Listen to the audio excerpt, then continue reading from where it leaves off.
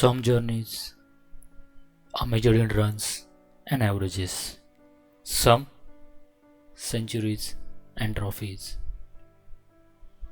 But some journeys, rare ones, are measured in patience, silence, and the weight of unanswered questions. Sanju Samson's journey to the World Cup 2026 is not just a cricketer's story. It is the story of a boy who learned very early that talent alone does not guarantee trust.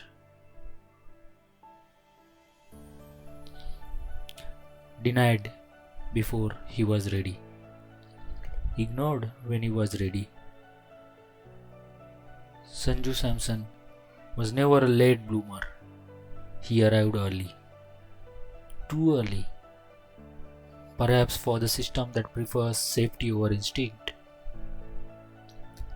As a teenager, he dazzled with timing that textbooks can't teach.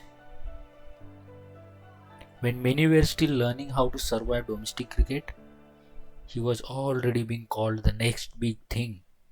And yet, his place in the Indian team always remained temporary. Opportunities came but never continued.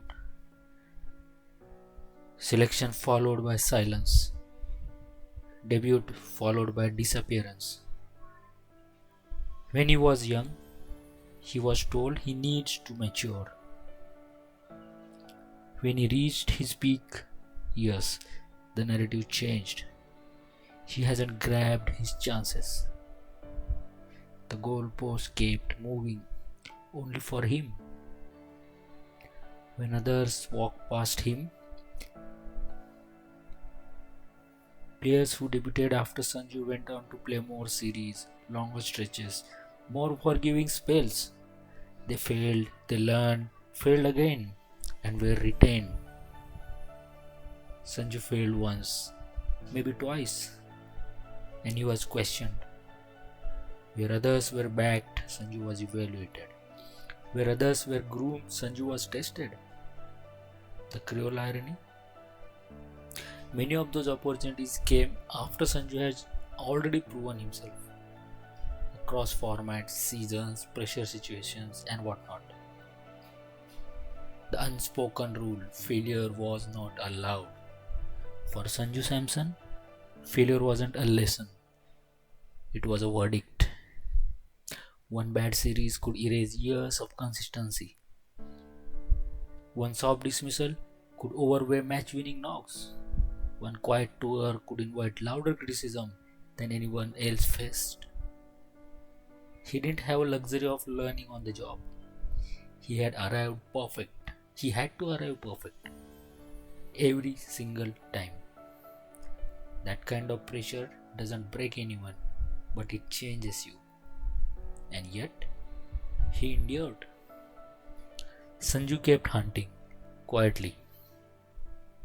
No dramatic interviews, no public complaints, just runs, just work, just resilience. While debates raged on television, he chose the field. While narratives were written without him, he wrote his game.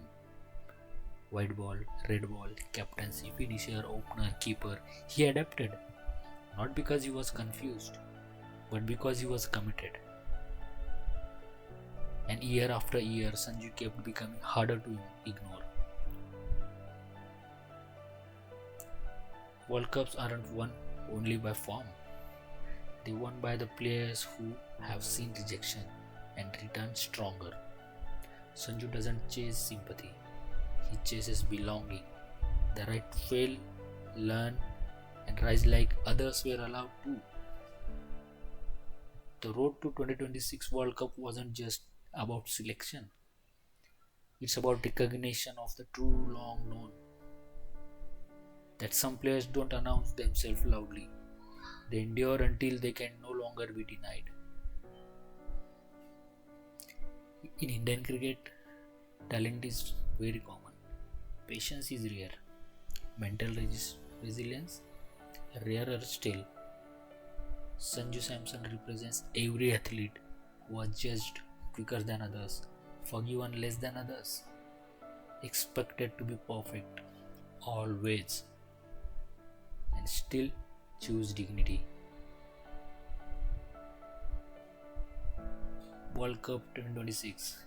When destiny finally looked his way, India arrived at World Cup 2026 with expectations heavier than ever. Sanju Samson was finally in the squad. Yet, even then, the story did not begin in the playing 11.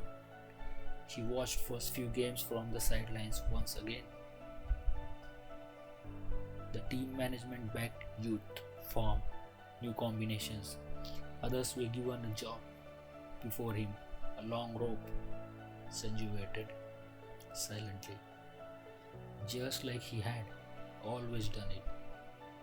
When Abhishek struggled in opening games, when starts did not convert, confidence wavered. There was no debate this time, no panel discussion, no confusion whatsoever. Every eye turned in one direction, towards the man who lived his entire career preparing for one call. The call came, and he answered. Sanju didn't just return to the 11, he owned the movement. In the quarterfinal, when India needed calm more than courage, he played a knock stitched with patience, intent, saving wickets, rotating strikes, finishing with authority. In semi-final, when pressure threatened to choke momentum, he silenced the opposition within long timing, so pure it felt precedented.